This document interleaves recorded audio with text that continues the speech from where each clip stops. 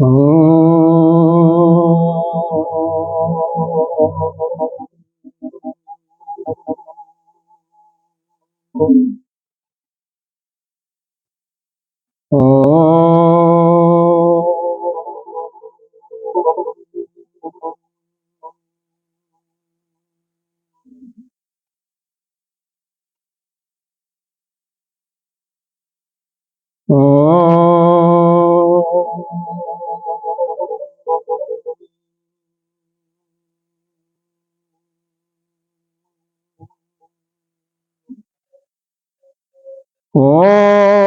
सहनावतु सहनो भुनक्तु सह वीर्यं करवावहै तेजस्विनावधीतमस्तु मा विद्विषावहै।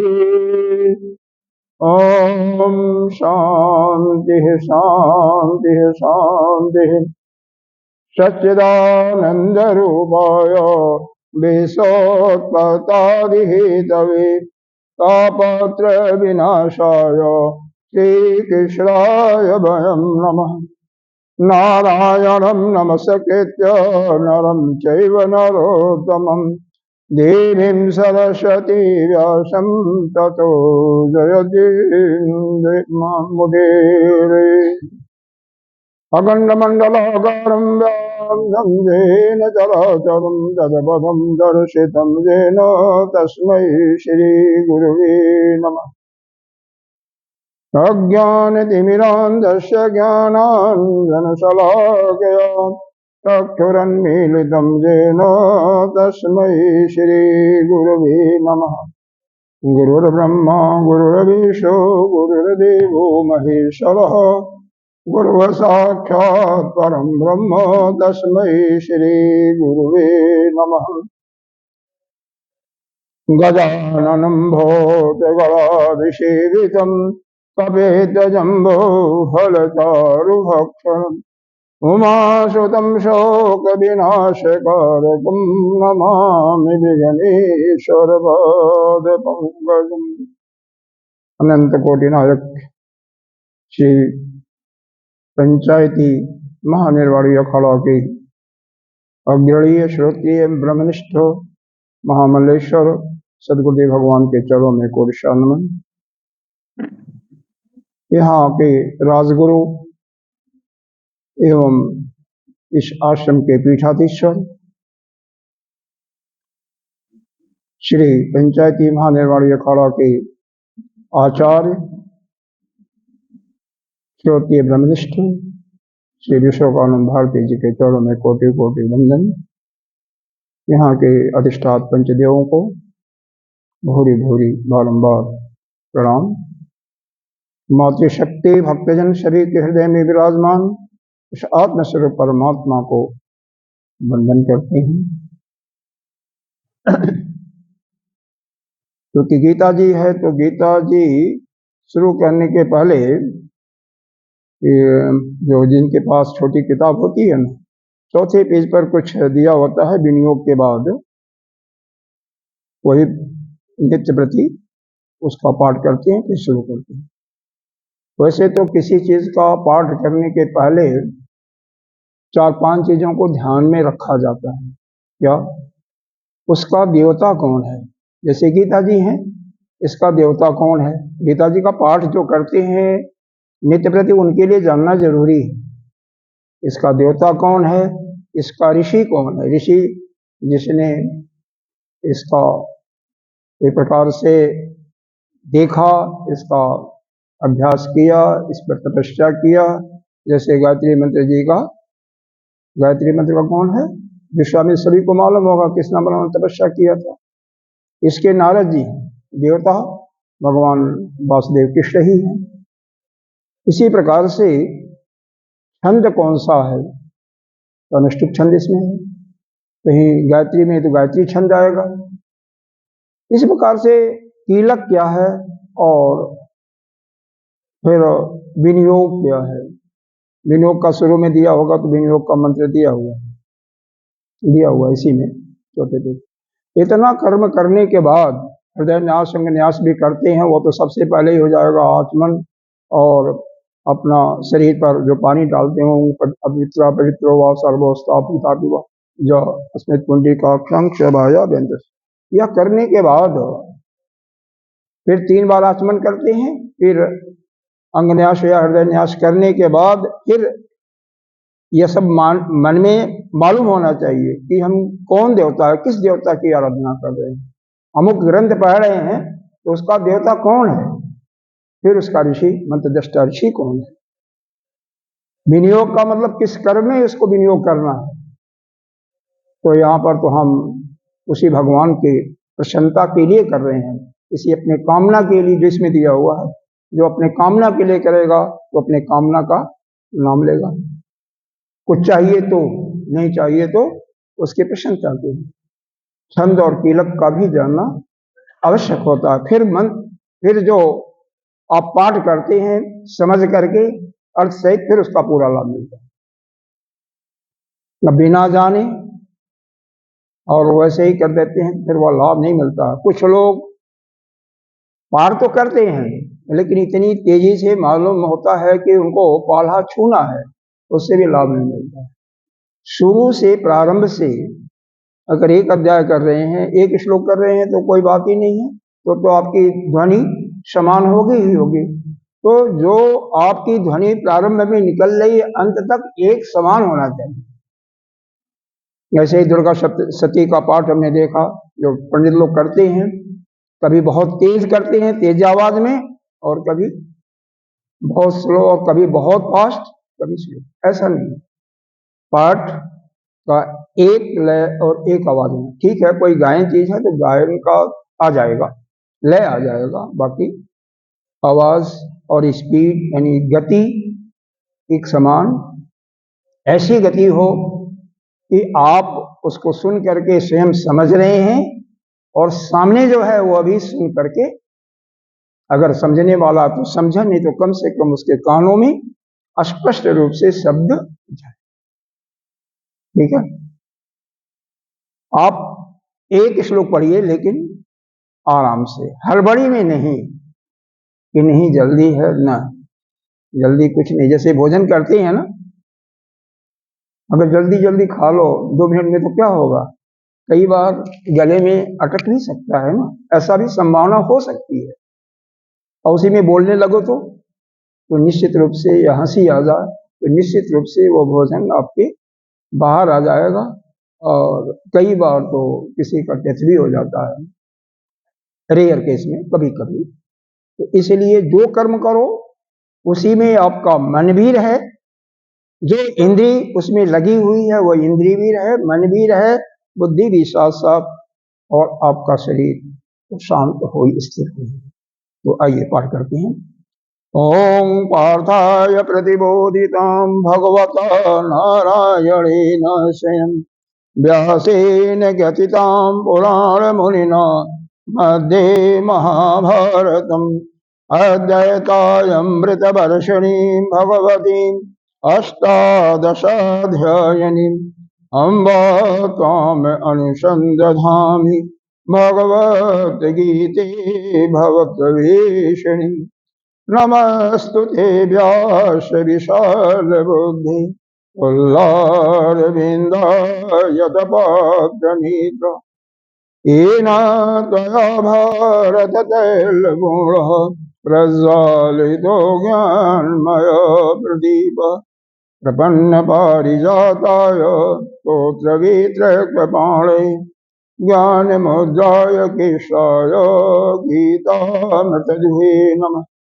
सर्वोपनिषदो गावो दुग्धा गोपालनन्दन पार्थो वत्सुधिर्भोक्ता दुग्धं गीतामृतं वसुदेवसुतं देवं कंसचाणूरमर्दनं देवकी परमानन्दं कृष्णं वन्दे जगद्गुरुं। भीष्मदोषतटा जयतथजला गान्धारनीलोत्पला शैलग्राहवती कृपेण वहनी करणेन लीलाकुला अस्वस्थां विकर्णघोरं करा दुर्योधनावर्तिनी शोतीरा खलु पाण्डवैरणनदी प्रवर्तकः केशव पाराशर्यवचः सरोजममलं गीतार्थगन्धोद्गतम् नानाख्यानकेशरं हरिकथा सम्बोधनबोधितम् लोके सज्जनशतपदैररः पीयमानं मुदा भूयात् भारत पंकजं कलिमलप्रध्वंसि न श्रेयसि मोकं करोति वाचालं पङ्गुलङ्घयति गिरिं यत्कृपातमहं वन्दे परमानन्दमाधवम् यं ब्रह्मा वरुणेन्द्रो रुद्रमरुतः अस्तुवन्ति दिव्यैस्तैः वेदैः साङ्गपदक्रम उपनिषदैः गायन्ति यमसामगा ज्ञानाय तद्गतेन मनसा पश्यन्ति यं योगिनो यशान्तं न विदुषुरसुरगणा देवाय तस्मै नमः देवाय तस्मै नमः। छठा श्लोक चौथे द्वार का पढ़े हैं। अजोपि सन् अव्य आत्मा भूतानामीश्वरोऽपि सन् प्रकृतिं स्वामधिष्ठाय संभवामि आत्ममाया। इसमें भी प्रत्येक श्लोक में एक एक लाइन में 16 अक्षर होते हैं, उसमें आधे अक्षर की काउंटिंग नहीं करते हैं, ठीक है। तो 8 होने के बाद हल्का सा विराम देते हैं, जैसे अजोपि सन अव्य आत्मा, इस पर विराम देना है। फिर आगे भूतानाम ईश्वरो विषय, हर एक 8 अक्षर पर। अब इसमें जो है जैसे अ नहीं आया है तो उसको नहीं माना जाएगा, जो है उसी को माना जाएगा, ठीक है। जो पूरा शब्द है उसी को माना जाता है। खैर, ये सब पढ़ने के ध्यान में रखना चाहिए। अब यहाँ पर जो है कल इसका अर्थ वैसे बता दिया गया था, भाष्य भी बताया गया था, लेकिन थोड़ा सा यह कल मैंने यह भी आपको संकेत किया था, बहुत सूक्ष्म है, गूढ़ है, तो यह अच्छी तरह से समझना चाहिए। क्यों? परमात्मा के लिए ही बताया गया है। वह जो ब्रह्म है वैसे तो निर्गुण निराकार है, वही जब माया को अपने साथ लेकर के आता है तो सगुण निराकार बन जाता है और कहलाता है ईश्वर या भगवान, जो कि संसार की उत्पत्ति, स्थिति और प्रलय का कारण बनता है। लेकिन वही जब कुछ कारण यहाँ पर दिए हैं, बताया जाएगा, जब संतों का, ब्राह्मणों का सताया जाता है दुष्टों के द्वारा, दुष्टों की अधिकता हो जाती है, यज्ञों का ह्रास होने लगता है, धर्म का नाश होने लगता है, तो वह समय समय पर अवतार को ग्रहण करता है, अवतार लेता है। तो उसी के विषय में बताया गया है कि अवतार लेने के बावजूद, जैसे भगवान राम, भगवान कृष्ण, कम से कम इनको तो आप अच्छी तरह से जानते हो ही हो, वैसे तो सभी हैं, इसी के अंदर हैं, गणेश जी हैं, माता जगदम्बा, सभी हैं, एक दो का नाम ले लिया गया। तो पहला ही शब्द है अजो अपि, मतलब यह है कि वह अजन्मा है। इसका भाष्य में भी क्या, अजो अपि का मतलब जन्म रहित अपिश,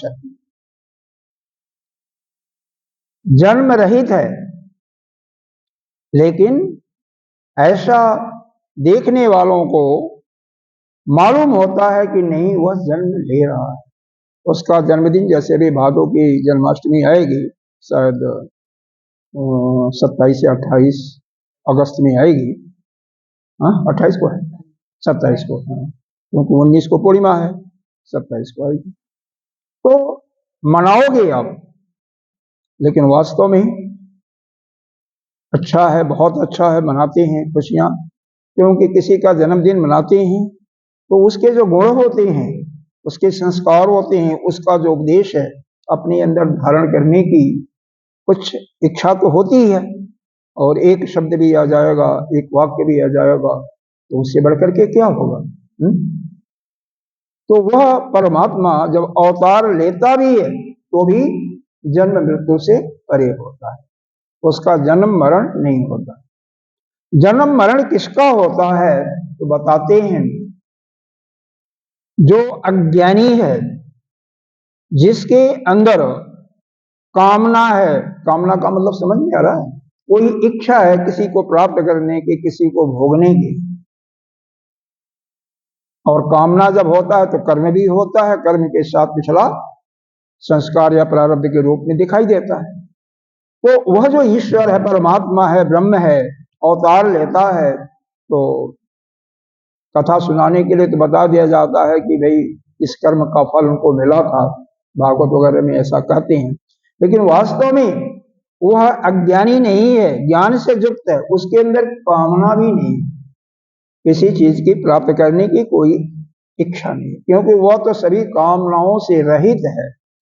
जिस समय आप भी बिना किसी इच्छा के जियोगे, उस समय आप भी समझो कि फिर दोबारा जन्म लेने की ये जो चल रही है वह समाप्त हो जाएगी, क्योंकि इच्छा ही हमें कर्म कराती है। दूसरे शब्दों में, शास्त्रीय शब्द में, जो कामना होती है वही वासना बनती है, तो उसी की वश में आकर के हम कर्म करते हैं, और कम कर्म करेंगे तो अच्छा भी होगा, बुरा भी होगा।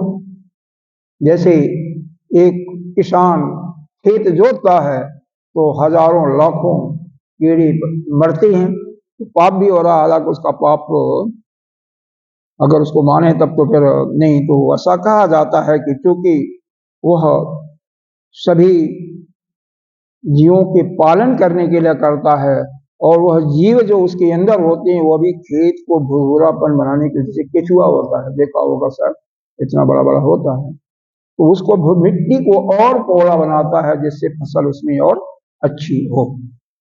खैर, मूल जो उद्देश्य ही है कि आप किसी कर्म को करें, बिना किसी कामना के करें, प्रभु को समर्पित करके करें, तो उसका फल श्रेष्ठ होगा, और उसका जो पाप पुण्य होगा उसके भी आप भागी नहीं होंगे। और जब आपके अंदर किसी प्रकार की कामना नहीं होगी, वासना नहीं होगी, आप बिना कामना के कर्म करेंगे, तो ना तो पुण्य होगा ना तो पाप होगा, तो पुनः आपका दोबारा जन्म मरण नहीं होगा, उससे अपरहित हो जाएंगे। दूसरा शब्द दिया अव्यय आत्मा। अव्यात्मा का मतलब क्या होता है? अक्षीण ज्ञान शक्ति स्वभाव। उस परमात्मा के अंदर दो शक्तियां होती हैं, वैसे तो तीन होती है, भाव शक्ति भी होती है, लेकिन यहाँ पर दो शक्तियों का वर्णन किया जा रहा है, ज्ञान शक्ति और क्रिया शक्ति। तो यह जो ज्ञान शक्ति है या क्रिया शक्ति है, ज्ञान शक्ति का मतलब समझ रहे हैं, जानने की, जो भी हम वस्तु को, जिसको हम किसी के द्वारा, उस ज्ञान के द्वारा हम समस्त चीजों को जान सकते हैं। यहाँ पर विद्या भी दो प्रकार की होती है, एक अपरा विद्या जिसको संसार के अंदर जितने भी विद्याएं होती हैं वह विद्याएं आती हैं, दूसरी होती है परा विद्या। परा विद्या का मतलब होता है उस ब्रह्म को जानने की विद्या, जिसको ब्रह्म विद्या कहते हैं। आपके वेद में मूलतः दो प्रकार के कांड हैं, एक कर्म कांड और दूसरा ज्ञान कांड। वैसे तो चार वेद हैं, मंत्र भाग, ब्राह्मण भाग, आरण्यक और उपनिषद या उत्तर मीमांसा, लेकिन मूल रूप से कर्म कांड है, और बहुत साधारण भाषा में सभी समझ सकते हैं, या दूसरा ज्ञान कांड। तो कर्म कांड जो है उसमें जो पहला सूत्र है जिसको कहते हैं पूर्व मीमांसा, जैमिनी ऋषि ने उसका प्रतिपादित किया, उसको लिखा है। उन्होंने लिखा अथा तो धर्म जिज्ञासा। मतलब अब धर्म की जिज्ञासा करने जा रहे हैं। धर्म किसे कहते हैं, धर्म के बारे में क्या हम जानते हैं, कैसे जान सकते हैं धर्म क्या है, इसके विषय में नाना प्रकार के मत बताए गए हैं।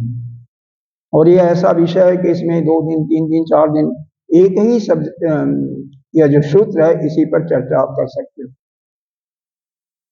दूसरा, वही उत्तर मीमांसा में महर्षि वेदव्यास जी ने लिखा, अथातो ब्रह्म जिज्ञासा, ब्रह्म को प्राप्त करने की जिज्ञासा,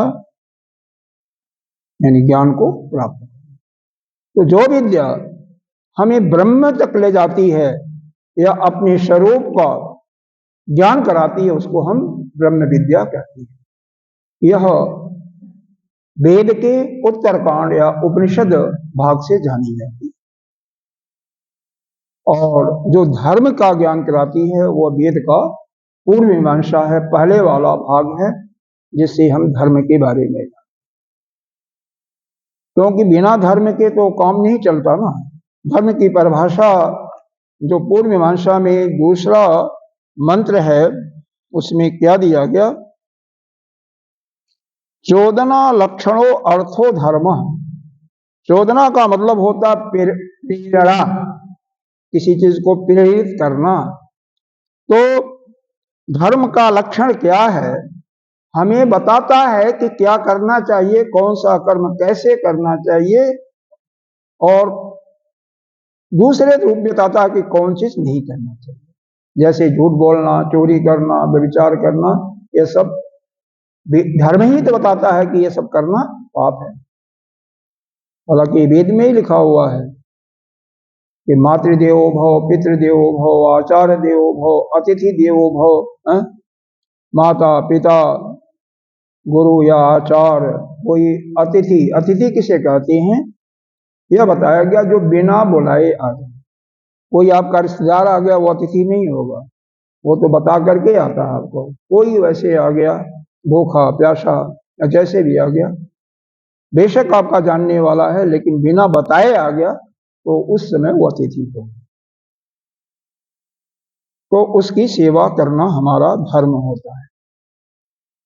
तो यहाँ पर बहुत सुंदर श्लोक है, 14 लक्षणों अर्थात धर्म, जिसके अंदर वह क्रिया, वह कर्म जिसमें प्रेरणा दी जाती है कि यह कर्म, अमुक कर्म हमें कैसे करना है और क्या इसमें नहीं करना है, इसी को धर्म बताया।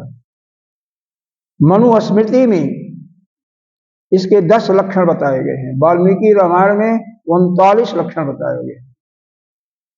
ऐसे श्रीमद् भागवत में भी कहीं 36, कहीं 39, कहीं 10 तो मिनिमम कम से कम है। भागवत में, श्रीमद् भागवत महापुराण में इसके 4 अंग भी बताए गए हैं। क्या क्या, तप, यज्ञ, शौच, और चौथा बताया गया सत्य। नहीं, तप, दान, शौच, और आपका गीता जी में भी आया है, कहीं न कहीं आया है, और सत्य। यहाँ पर थोड़ा सा मतभेद है कि कहते हैं कि सत्य कलयुग में केवल दया रह गया है, दया का मतलब दान, लेकिन बड़े बड़े संत कहते हैं कि ऐसा नहीं है। जिस समय सत्य चला जाता है उस समय सब कुछ साथ में चला जाता है, इसलिए सत्य तो है ही है। सभी नहीं बोलते हैं कोई बात नहीं, लेकिन कहीं न कहीं वह प्रतिष्ठित है, और जब सत्य बिल्कुल समाप्त हो जाएगा तो उसी समय सृष्टि का भी प्रलय हो जाएगा। फिर धर्म के 10 लक्षण, जो कि कम से कम जितना भी आप उसका पालन कर सकें, जब जानेंगे तभी तो करेंगे। पहला है धृति। धृति का मतलब वाक्य संस्कृत में अर्थ है धृति क्षमा दमो अस्तेयम शौचम इंद्रिय निग्रह धी विद्या सत्यम अक्रोधो दशकम धर्म लक्षण। मतलब धृति का मतलब होता है धैर्य रखना। जैसे कोई काम कर रहे हैं, सीढ़ी चढ़ रहे हैं, सीढ़ियां बनी हैं और आप अस्थमा के मरीज हैं या हार्ट के मरीज हैं तो नहीं चढ़ सकते हैं, तो 1 2 3 कुछ चढ़ने के बाद रुकिए और अपने अंदर एक धैर्य का बल रखिए कि हम तो चढ़ लेंगे तो कुछ भी नहीं। जिस समय निराशा हो जाएगा ना कि हम नहीं चढ़ पाएंगे, तब फिर नहीं चढ़ सकते हैं किसी काम में भी। तो पहला है धृति। क्षमा का मतलब जानते हैं, इसमें बताने की जरूरत नहीं है। आपके अंदर शक्ति है कि किसी ने आप पर वार किया तो उसका जवाब दे सको, और उससे आप कमजोर हो तो कहो कि मैंने क्षमा कर दिया, तो वो क्षमा नहीं माना जाएगा ना। आप उसका जवाब देने के योग्य होते हुए भी आप उसको दंड नहीं दे रहे हैं, उसको कहते हैं क्षमा। दम, दम का मतलब इंद्रियों को अपने अंदर रखना। इसी को दो बार आया है। अस्तेयम, अस्तेयम का मतलब चोरी नहीं करना। वैसे भी चोरी करना, झूठ बोलना, ये सब वेद में जगह जगह पाप बताया गया। शौचम, शौच का मतलब ये योग दर्शन में भी बताया गया है। शौचम का मतलब होता है अंदर और बाहर से पवित्रता। बाहर से सभी पवित्र होते हैं, मंजन करते हैं, स्नान करते हैं, अच्छा कपड़ा पहन लेते हैं, साफ सुथरा, यही हो गया शौच। लेकिन अंदर से जरूरी है, अंदर से भी जरूरी है, बाहर से ही नहीं होता। अंदर अंतःकरण जो है ना, जब उसमें मल रहेगा, राग रहेगा, किसी के प्रति द्वेष रहेगा, किसी से घृणा होगी, किसी से क्रोध होगा, किसी वस्तु का लोभ होगा, किसी से प्रेम मोह होगा। प्रेम तो करना गलत नहीं है, लेकिन मोह होगा, उसमें आसक्त हो जाएंगे। अहम हो जाएगा दम, किसी के प्रति मत्सर की भावना हो जाएगी, डाह। तो यह अगर आपके अंदर है तब तो शौच पवित्रता नहीं हुई अंदर की, यह सब दूर करना है। इंद्रिय निग्रह, दम में जबरदस्ती करते हैं इंद्रिय निग्रह, आपका सभी इंद्रियां आपके वश में। इंद्रियों का मतलब क्या है? जैसे आपको डॉक्टर ने कहा हुआ है कि मीठा खाओ, शुगर के मरीज यदि हैं तो शुगर और मीठा खाओगे तो रोग बढ़ेगा, और आपकी इंद्रिय अपने आप ही मान जाती है कि नहीं, हमें मीठा नहीं खाना। बहुत सुंदर। लेकिन 99.9% पाओगे शुगर वाले मीठा खाने के चोरी करके भी खाते हैं, घर में, मतलब बाहर दुकान पर मैं नहीं कर रहा हूं, घर में ही ऐसा करते हैं लोग। तो नहीं करना चाहिए। अब किसी का किडनी खराब है, अगर वो नमक खाने का शौकीन है, तब तो किडनी और फेल ही होगी, उसको नमक बिल्कुल नहीं खाना चाहिए। वास्तव में तो जितने भी प्रकृति में, चाहे सब्जी हो, दाल हो, चावल, गेहूं, जो भी है, उसमें नमक भी होता है, मीठा भी होता है, सब कुछ पर्याप्त होता है जितना हमारे शरीर को चाहिए। लेकिन बचपन से ही हमें सिखाया जाता है मीठा खाना, नमक खाना, इसलिए उससे हमारी तृप्ति नहीं होती है। तो जो मिलता है उसी से, जैसे शकरकंदी खाइए, मीठा कम है क्या? बहुत ज्यादा, कम नहीं है। आम में तो अतिशय होता है, केला में अतिशय मीठा होता है, जितनी भी पालक की सब्जी है, चौराई की सब्जी है, पूरा नमक होता है पर्याप्त। फिर आपको बाहर से नमक लेने की आवश्यकता नहीं। अगर हम डालते आदत पड़ी हुई है तो कम से कम नमक डालें। बाहर से नमक का सेवन या गुड़ का सेवन नहीं करना चाहिए, चीनी का, मतलब विशेष करके चीनी का। तो खैर, जिसकी जैसे है। तो यह इंद्रिय निग्रह हो गया। तो धृति, धैर्य, क्षमा, दम, अस्ति मतलब चोरी नहीं करना, शौच पवित्रता हो गई, और इंद्रिय निग्रह। इसके बाद है धी। धी माने बुद्धि भी आपको ठीक ठाक रखनी चाहिए। उसके बाद विद्या। विद्या और बुद्धि में क्या अंतर है? विद्या का मतलब ज्ञान होगा तभी तो आपको कहेंगे विद्या आपके पास है। बालक पैदा होता तभी उसके पास ज्ञान तो नहीं होता ना, इसीलिए तो उसको स्कूल पढ़ने भेजते हैं। तो विद्या प्राप्त होती है शास्त्रों का श्रवण करने से, स्वाध्याय करने से, और कोई दूसरा उसको अच्छी तरह से समझाता है। सत्य, देखो सत्य यहां भी है। अक्रोधो, क्रोध भी नहीं करना और सत्य भी बोलना। अब यहाँ पर अक्रोध का मतलब यह धर्म के 10 लक्षण है। थोड़ा सा इसके विषय में समय लीजिए। मान लीजिए आप परिवार चला रहे हैं, कोई बालक आपका उदंड हो रहा है, छोटा बालक है, तो उसको आपको दंड देना ही पड़ेगा। आपकी फैक्ट्री है, 100 कर्मचारी हैं या 50 कर्मचारी हैं, कोई एक कर्मचारी उसके कारण 10 और खराब हो रहे हैं, तो उसको सर्विस से तो निकलना ही पड़ेगा। अगर उस पर क्रोध नहीं करेंगे तो आपका वो जो व्यवस्था है वो ठीक ठाक नहीं चल पाएगी। इसीलिए कहते हैं अगर परिवार में किसी एक के कारण से सभी का नुकसान हो रहा तो उसको त्याग दो।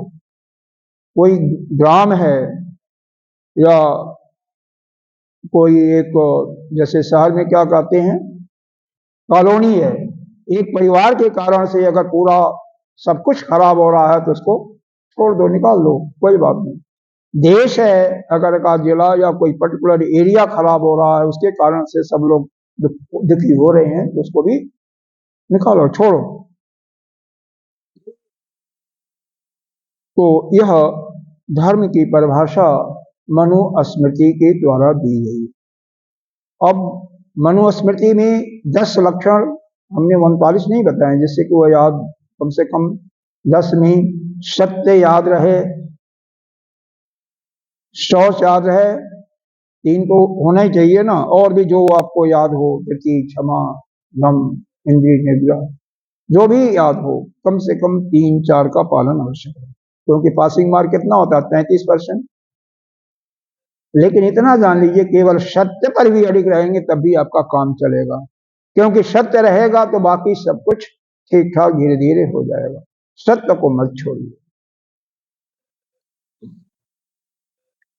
क्रोध नहीं करना ठीक है, लेकिन समय पड़ने पर क्रोध करना बिना किए हुए काम नहीं चल सकता। आश्रम ही है, आश्रम है जो इसको मेंटेन करता है, जो इसको ठीक ठाक रखता है, चाहे विद्यार्थी हो या कोई भी हो। अगर अनुशासन में नहीं रहता है तो आश्रम की व्यवस्था खराब होगी कि नहीं होगी। तो उसको अनुशासन में रखना जो भी इसका मालिक होता है, उसके लिए क्रोध करना भी जरूरी होता है। कोई अगर उदंडता करता है तो बिना उसके काम नहीं चलता। परिवार में भी इसी प्रकार से तो जरूरी जहां पर है। लेकिन यहां पर इसका जो कहने का भाव यह है, आपने क्रोध किया और तत्काल आप जिस पर भी क्रोध किया, आपके मन के अंदर कोई क्रोध की भाव, मतलब क्रोध हो ना, बिल्कुल आपका मन उसी प्रकार से प्रसन्न है, विक्षिप्त मन नहीं होना चाहिए। यह नहीं कि क्रोध किसी से किया तो 1 दिन 2 दिन तक उसी के बारे में सोचते रहो, पूरी रात भर सोचो, नींद न आवे, उसको असल में क्रोध है। किसी को कोई चीज मना किया, मार भी दिया, मन में नहीं है कुछ, तो कहते हैं जैसे समुद्र में जल की बूंद होती है, ज्वार आता है और समाप्त हो जाता है, वैसा अगर क्रोध है तो अनुशासन के लिए उसी प्रकार से क्रोध है, वो क्रोध नहीं माना जाता। और जो लोग पुस्त दर पुस्त क्रोध करते हैं, उनकी बात क्या होगी, वो तो फिर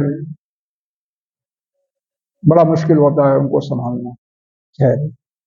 इसी धर्म के विषय में हमारे जगत गुरु शंकराचार्य जी ने जब इस भगवत गीता पर भाष्य लिखना शुरू किया, तभी कुछ सूत्र दिया धर्म क्या है। क्या है? जगतः स्थिति कारणम, पहला दिया सूत्र, जगतः स्थिति कारण, संसार की स्थिति जिसके कारण से ठीक ठाक रहे, जिस कर्म को करने से ठीक ठाक रहे, उसी को धर्म कहते हैं। समझ में आ रहा? जैसे परिवार में किस प्रकार से कौन सा कर्म करें, चाहे दंड दें किसी को, चाहे सबको प्यार से रखें, लेकिन सभी अनुशासित रूप से रहें, जो मालिक होता है उसकी ड्यूटी है। वैसे ही ऑफिस है, वैसे ही आश्रम है, वैसे ही फैक्ट्री है, हर जगह सभी लोग अनुशासन में रहें, तो जिस कर्म के द्वारा लोग ठीक ठाक रहते हैं और उस कार्यालय का, आश्रम का या परिवार का व्यवस्था ठीक ठाक चलता रहता है, उसी को धर्म है। अब चूंकि यह सृष्टि परमात्मा की बनाई हुई है, तो परमात्मा इस सृष्टि को बिल्कुल ठीक ठाक अनुशासित युक्त रहने के लिए जो कर्म करता, चाहे किसी को मारता है आकर के अवतार लेकर के, और चाहे दंड देता है बिना अवतार लिए भी, वह सब कुछ है, वही धर्म है। दूसरा दिया, यह वैशेषिक एक दर्शन होता है। हमारे शास्त्र दर्शनों में 6 दर्शन बताए गए हैं। यह सब शायद पिछली बार शायद हमने बताया होगा। पहला न्याय दर्शन है, जो गौतम ऋषि का लिखा हुआ है। दूसरा है वैशेषिक दर्शन, जो एक कर्ण ऋषि होते थे, जो कि केवल अन्न का कण बीन करके खाते थे, जो खेतों में गिर जाता है, इसीलिए कणाद ऋषि का उनका नाम हुआ कर्ण ऋषि। केवल कण बीन करके खाना, भिक्षा भी नहीं मांगते थे किसी से, जो वह बीन लेते थे खेत में गिरा हुआ दाना, उसी से अपना पेट पालते थे। कणाद ऋषि, उन्होंने दर्शन लिखा वैशेषिक दर्शन। उसी दर्शन में यह सूत्र दिया हुआ है कि प्राणी नाम साक्षात अभ्युदय, और तीसरा दिया निःश्रेयस हेतु, जिससे प्राणियों का कल्याण होता रहे और सभी श्रेयस्कर को प्राप्त। श्रेयस्कर का मतलब ऊर्ध्व गति को प्राप्त हो, अधोगति को न प्राप्त हो। कई संत इसका अर्थ लगाते हैं, जो जन्म मरण के बंधन से छूट जाए। तो यह तो सबके लिए संभव नहीं होगा, फिर ब्रह्मा जी का सृष्टि नहीं चलेगा ना, ब्रह्मा बाबा की सृष्टि भी चलाना है। इसीलिए आप लोग सुनते हो और दूसरे दिन भूल जाते हो। कोशिश करो कुछ तो याद रहे, कुछ तो याद रहे। अगर भूलना मनुष्य का स्वभाव है, आयु के अनुसार यह और गति बढ़ जाती है भूलने की, लेकिन अगर कुछ नहीं याद रहेगा तो फिर मुश्किल होगा ना। कुछ तो याद होना चाहिए, खास बात।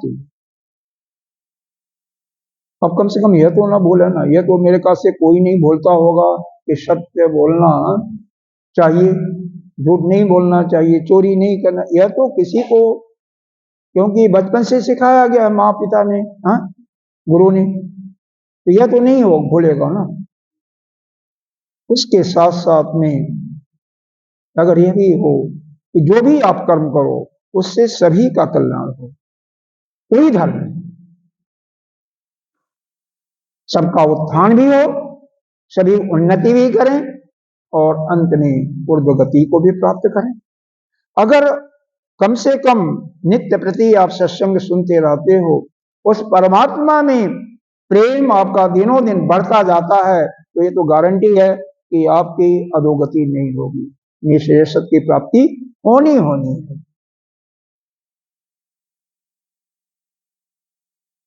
और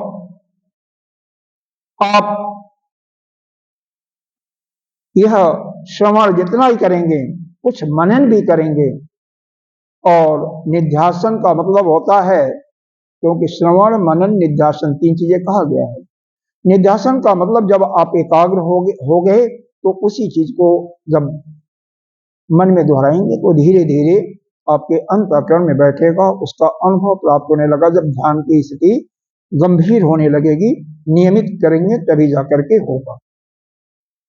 मनन करने से वो माइंड में एक प्रकार से मन में बैठ जाएगा, और निध्यासन करने से उसका अनुभव होना, क्योंकि ज्ञान एक अलग चीज है, विज्ञान अलग चीज है। जो भी आपके पास ज्ञान है वह आपके अनुभव में बदल जाएगा। जैसे आपने बोला, आपने सुना कि सत्य बोलना चाहिए, अब अनुभव में आप हमेशा सत्य ही बोलें, यह विज्ञान हो गया। इंद्रियों पर विजय प्राप्त करना, इंद्रियां आपके वश में हो, यह ज्ञान हो गया। और जो वास्तव में आपकी इंद्रिय, चाहे वह रसना इंद्रिय हो, चाहे वाणी हो, चाहे नेत्र रूप हो, चाहे श्रवण इंद्रिय, कोई भी इंद्रिय हो, अपने आप कहीं नहीं जाती, जहां आप चाहते वहीं जाती है, तो वह विज्ञान हो गया। उसका आपके अंदर है, कंट्रोल में है, तो ही आपका अनुभव हो गया, वही विज्ञान हो गया। तो विज्ञान इसी को कहते हैं। तो इस प्रकार से यह तीन जो यहाँ पर आगे कुछ और बताया कि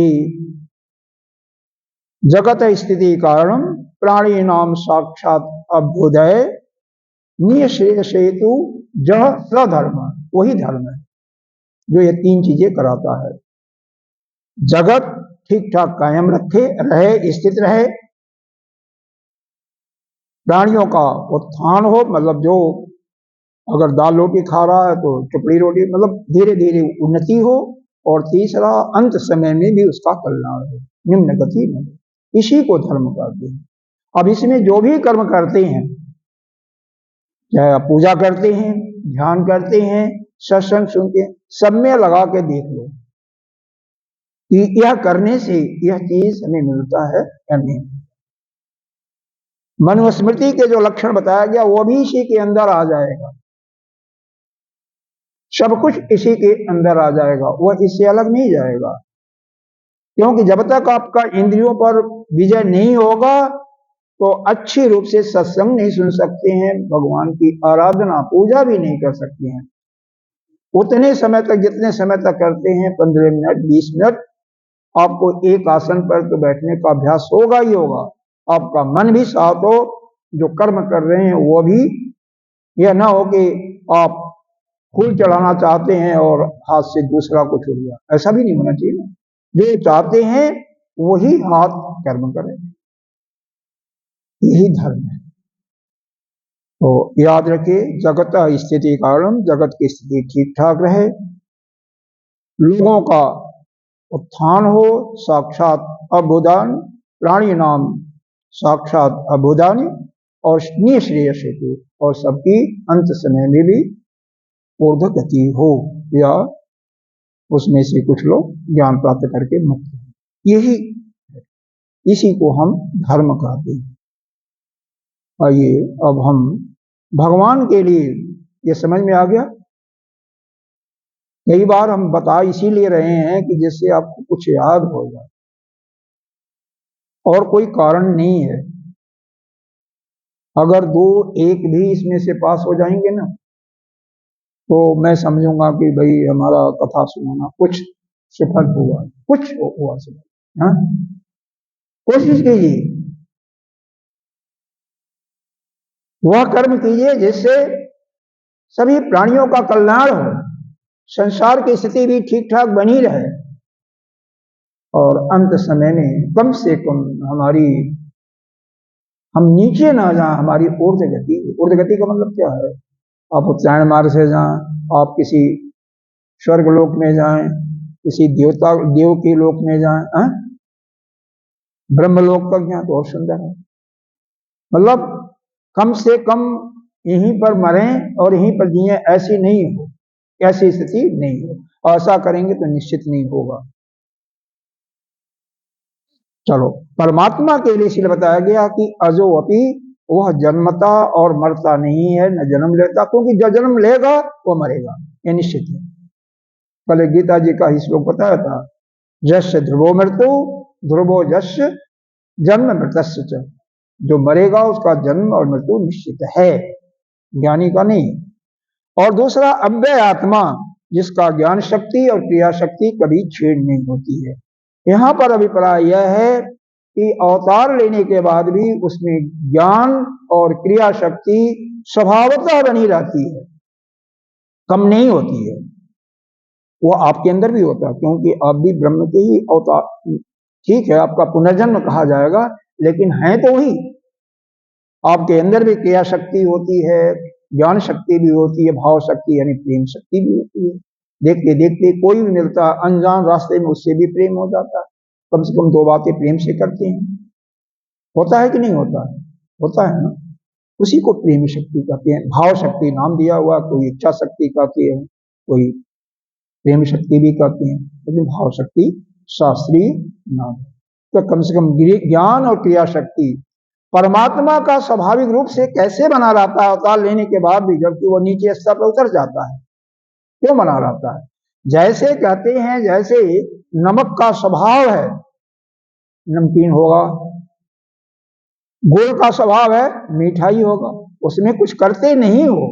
वैसे ही वह परमात्मा स्वभाव से ही उसके ज्ञान और क्रिया शक्ति बनी रहती है, कम नहीं होती है। और हमारी आपकी है तो ज्ञान शक्ति भी है, क्रिया शक्ति भी है, भाव शक्ति भी है, लेकिन थोड़ी सी होती है। जैसे जैसे अज्ञान का पर्दा यह समाप्त होगा, अपने को आप कर्तापन का, भोक्तापन का मान छोड़ोगे, ज्ञातापन का, वैसे ही जैसे आपका जीवत्व भाव समाप्त होकर के आप नित्य शुद्ध बुद्ध मुक्त ब्रह्म बन जाओगे, तो आप भी उसी प्रकार से ज्ञानी हो। तो दो चीजें हो गई, एक तो वह कभी जन्म लेता न मरता है, दूसरा कभी भी उसकी ज्ञान शक्ति और क्रिया शक्ति स्वभाव से होती है, उसमें कोई कमी अव्यय है, अव्यय का मतलब कोई कमी नहीं है। तीसरा बताया भूतानाम ईश्वरो, भूतानाम का इसका यहां पर अर्थ बताया, भूतानाम का ब्रह्मादि स्तंभ पर्यंतम, मतलब ब्रह्मा से लेकर के, इसका मतलब ब्रह्मा भी, अगर कहा जाए कि ब्रह्मा शुरू में ज्ञानी थे तो वह ज्ञानी नहीं थे, उनको भी किसी के द्वारा ज्ञान मिला था। आप सो तो नहीं रही है ना, जरा इनको संकेत दीजिए, सो रही हैं या ध्यान में? हाँ, थक गई हैं, ऐसा है। जब शरीर की एक अवस्था हो जाती है, 60 आजकल कमी हो गया, 55 के बाद ही हो जाता है, कोई रोगी हो तो 50 के बाद ही हो सकता है, 40 के बाद हो सकता है, तो कर्म उतना, शारीरिक परिश्रम उतना ही करें जितना कम से कम हमें नींद न आए। और आलस्य आने का, अभी हम इससे बाहर जा रहे हैं, आलस्य आने का मूल कारण क्या होता है ना, आवश्यकता से जितना आपको जरूरत है उससे ज्यादा भोजन करना चाहिए। भोजन अगर आधा पेट खाइए, आपको 2 रोटी खाने की इच्छा है तो 1 रोटी खाइए, कभी भी आलस्य नहीं आएगा। दूसरा, ताजा भोजन, सात्विक भोजन लीजिए। ये जितना भी चीजें और होती है ना, बासी होता है, जितनी मार्केट में मिलती है ना, क्या कहते हैं इसको, कोई भी जैसे रस वगैरह कई होता है ना, ब्रेड वगैरह जो भी होता है, या जो ऐसे चीजें होती हैं जो कि महीनों की महीनों पड़ी रहती हैं, बच्चे बहुत स्वाद से खाते हैं, क्या कहते हैं उसको, नाम नहीं आ रहा मेरे को, हाँ, ऑर्डर दे करके मंगवाते हैं, हाँ। तो कहने का अभिप्राय यह है, सात्विक भोजन, सात्विक का मतलब अपने हाथ से या घर में बना हुआ शुद्ध अन्न का, कमाई भी शुद्ध होगा। जो गलत तरीके से कमाई किया हुआ अन्न, मन में घृणा, देश, लोभ, मोह इत्यादि करके जो बनाया होगा, भोजन बनाने वाले के अंदर होगा, तो वह भी आलस्य या कहते हैं क्रिया शक्ति को बन पाएगा, सात्विकता नहीं लाएगा। ठीक है, 6 घंटा सोए भी अवश्य, रात में जो सोता नहीं है ना पूरा नींद, वो भी सोता है। कथा में आने का मतलब सोना नहीं है, आपकी इंद्री नेत्र भी बिल्कुल वक्ता की तरफ लगी हो। हमारे यहाँ पर भी आते थे पहले, जगदानंद जी, नाम सुना होगा, स्वामी जगदानंद सरस्वती का नाम सुना नहीं? याद नहीं आना, सांवले से हैं, पतले से, नाटे से, यही राजस्थान के ही हैं, या जो माउंट आबू के, 2 साल 3 साल से शायद नहीं आ रहे हैं, बता रहे थे। तो वही कहते हैं कि अंतर्यामी उनका एक नाम है, अंतर्यामी लोग कहते हैं, हमारे आश्रम में तो उनको अंतर्यामी ही कहते हैं, कि टकटकी लगा करके देखते रहो, मन साथ में रहेगा तो नींद नहीं आएगी। लेकिन कंडीशन ये है कि रात में ज़्यादा जागे रहेंगे, ज़्यादा परिश्रम किए रहेंगे, भोजन आवश्यकता से ज़्यादा होगा तो फिर मुश्किल है। इन सब चीज़ों का ध्यान करना है।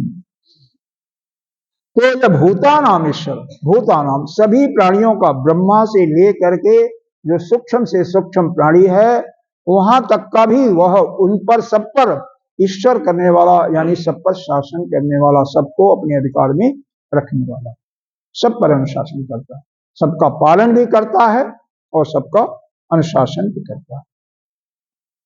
अब यहां पर आता है, अब उसमें ज्ञान शक्ति बनी जाती है। तो ज्ञान शक्ति क्या वो कहीं से सीख करके आया है क्या? क्योंकि ज्ञान किसी को जब आप देखेंगे, जैसे कि अभी 2 दिन के पहले बताया गया कि वह परमात्मा पहले सूर्य को दिया, सूर्य ने किसको दिया? अपने पुत्र मनु को दिया, मनु ने ही अपने पुत्रों में से श्रेष्ठ पुत्र इक्ष्वाकु को दिया, और ऐसे फिर चलता रहा। तो एक ज्ञान जो प्रारंभ में देने वाला है वह कहां से सीखा? तो इसको योग दर्शन में बताया गया है, वह मैंने नोट किया है कहीं। योग दर्शन में समाधि पाद का, हालांकि पुस्तक भी मैं लाया हूं, किसी को देखना हो, 26वां सूत्र है इसका, योग दर्शन का।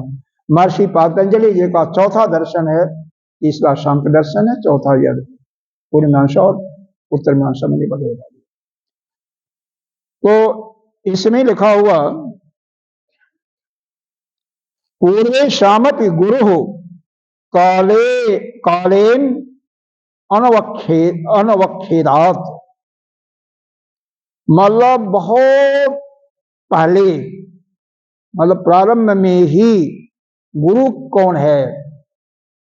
जो कि देश काल और वस्तु से अपरिच्छिन्न है, वह वही ब्रह्म ही गुरु है और उसका स्वभाव ही है ज्ञान का।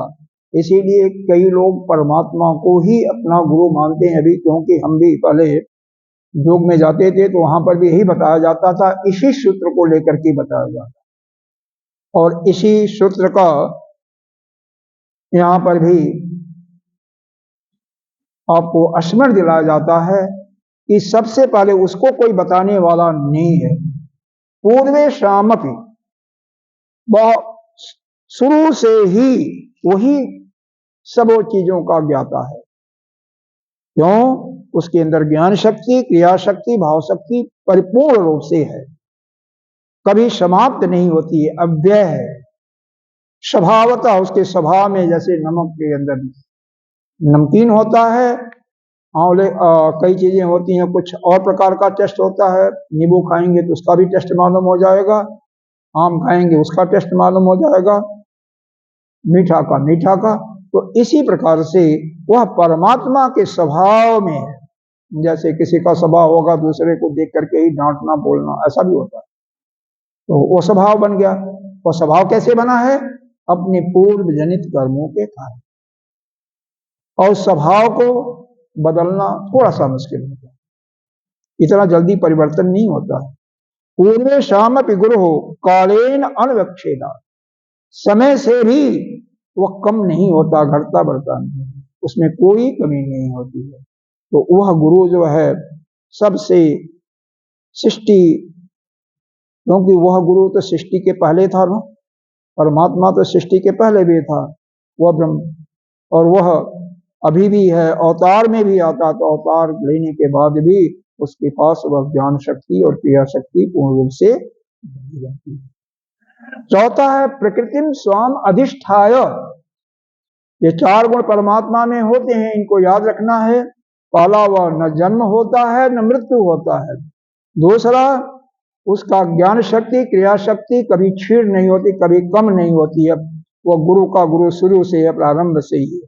वो तीसरा, वह ब्रह्मा से लेकर के चींटी पर्यंत सभी को, या और भी चींटी से कोई सूक्ष्म जीव जंतु होगा, सभी का पर शासन करता है, सभी का धातारह, धाता ना सर्वस्व धातारम, गीता जी में भी आया है 8वें अध्याय में। तो सभी का पालन भी करता है, सबका अनुशासन भी करता है। और चौथा है प्रकृतिम स्वम अधिष्ठाय, उसकी अपनी ही प्रकृति है वैश्वी शक्ति, माया शक्ति जिसको ले करके अवतरित होता है, माया उसके बस में रहती है, और हम लोगों में क्या है, हम माया के गुलाम बन जाते हैं। शायद एक दिन हमने बताया था कि माया से पार होना है, तो जिसकी माया है ना, किसकी माया है, उस परमात्मा की है ना, तो उसी का गुण गाओ, उसी का भजन करो, उसी का ध्यान करो, उसको कभी नहीं छोड़ोगे तो माया आपका कुछ भी नहीं कर सकती। माया आपको परेशान न मत करे, आपको अपने अधीन न करे, आपको गुलाम न बनाए। और गुलाम कैसे होता है? दुर्योधन भगवान से कहता है कि हे प्रभु, मैं भी जानता हूं कि धर्म क्या धर्म क्या। ऐसा नहीं है कि मैं नहीं जानता हूं, लेकिन पता नहीं मेरे अंदर कौन सी शक्ति आती है, वो हमें अधर्म के रास्ते पर ले जाती है। ऐसा सभी के अंदर आता है। अचानक जब उचित वातावरण कहीं आ जाता है, जिसका बीज आपके अंदर होता है, क्योंकि जितने भी जन्म जन्मांतर के बीज जब तक नष्ट नहीं होते हैं, कहते हैं एक निर्विष समाधि होती है जिसको असंप्रज्ञात समाधि कहते हैं, वह समाधि में जो जाता है उसी के बीज समाप्त होते हैं। या ज्ञान के माध्यम से ज्ञान आपके अंदर हो गया कि हम तो ब्रह्म ही हैं, शरीर नहीं है, जीव नहीं है, हम तो नित्य शुद्ध बुद्ध मुक्त, उसका नित्य निरंतर स्मरण करते हुए आपका मन उसी के अंदर स्मरण करते करते, चिंतन करते करते आप वही बन जाते हैं, अथा तो ब्रह्म जिज्ञासा, जिसका चिंतन करो। कल एक ममीरी नामक कीड़े का उदाहरण भी दिया था, तो जिसका जो चिंतन करता है वो वही बन जाता है। ठीक है, तो अगर उसका चिंतन करोगे तो आप वही बन जाओगे। तो भगवान कह रहे हैं उस माया को लेकर के हम संभवामि आत्म माया, अन्य लोगों के भाव वह मैं जन्म नहीं लेता, बल्कि उस माया के साथ माया को अपने वश में करके लेता। और हम लोग माया के पराधीन है, माया के बस में हैं, इसलिए हमें माया से हमें गलत रास्ते पर न ले जाए। इसलिए उसके आराधना एक कारण यह भी है कि परमात्मा से जिसकी माया है उससे हमें प्रेम करते ही रहना चाहिए। अगला श्लोक है जदा जदा ही धर्मस्य, यहाँ पर बता रहे हैं भगवान, इसके पहले इन्होंने दिया है तत् जन्म कदा किम अर्थम च तीर्थति, कब कब वह भगवान अवतार लेते हैं और किस कारण से लेते हैं, तो इसका यहाँ पर कब कब जन्म लेते हैं ये बताया गया है। जदा जदा ही धर्मस्य ग्लानिर्भवति भारत अभ्युत्थानम धर्मस्य तदात्मानं सृजाम्यहम्। जब जब धर्म की हानि होती है, धर्म का परिभाषा इसीलिए बता दिया गया, बहुत विस्तृत में बता दिया। तो धर्म का हानि होगा, इसका मतलब जगत की जो स्थिति है वो ठीक ठाक नहीं रहेगी, लोगों का उत्थान नहीं होगा। आप अपने स्वयं में देखें, व्यष्टि के रूप में आप हैं, समष्टि के रूप में आपका हिरण्यगर्भ है, कि आपके अंदर जब ध्यान में जाते हैं तो क्या सोचते हैं, आपके कर्म के द्वारा सबका कल्याण हो रहा नहीं हो रहा है। आपके अंदर ऐसा भाव आ रहा है कि सभी का कल्याण हो, सभी निश्रेयस को प्राप्त हो, सभी अपने लिए ही नहीं सभी, तो निश्चित रूप से धर्म का उत्थान हो रहा है। और जहां पर आपका स्वार्थ पड़ता आ जाती है कि मैं तो ठीक रहूं, दूसरा अभी मर जाए। दुर्गा सप्तशती में देखा होगा एक श्लोक आता है, उसमें जयोदय उसमें शत्रुओं के नाश का भी किया हुआ, हे मां शत्रुओं का भी नाश करो। तो जब ऐसा भाव आपके अंदर आएगा तो धर्म का उत्थान नहीं होगा, तो धर्म का तो ह्रास हो रहा है ना। तो जब जब धर्म का हानि होती है, ग्लानि का मतलब हानि होती है, तो अधर्म बढ़ेगा। अभ्युत्थानम अधर्मस्य, तो अधर्म जो है बढ़ेगा। तो आप अपने स्वरूप से ही अपने स्थिति में ध्यान में जा करके आपके शरीर से मन से 24 घंटे में क्या कर्म कर रहे हैं, उससे ही आप समझ लो कि आप धर्म पर चल रहे हैं या अधर्म पर। सोने के पहले इसको कहते हैं आत्मचिंतन। 10 मिनट 5 मिनट एकाग्र होकर के यह सोचो कि जो भी हमने कर्म किया उससे किसी का कोई प्रताड़ित तो नहीं हुआ, किसी का तो नुकसान नहीं हुआ। अगर ऐसा चिंतन करते रहेंगे तो आपके अंदर धर्म बढ़ेगा, और ऐसे एक एक कार्य करता रहेगा तो पूरी सृष्टि में धर्म बढ़ेगा ही बढ़ेगा। तदात्मानम कहते हैं जब अधर्म बढ़ता है उसी समय, तदा माने तभी तभी, एक बार नहीं, जब जब धर्म की हानि होती है तब तब हम